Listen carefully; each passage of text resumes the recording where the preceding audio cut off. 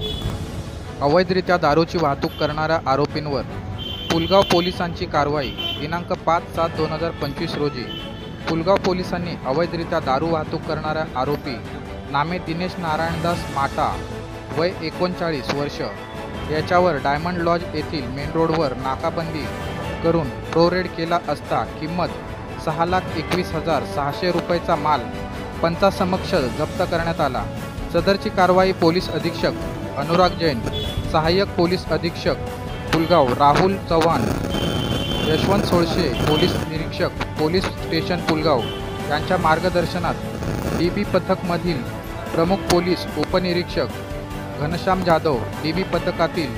police Havaldar Riteish Gujar, नापोशी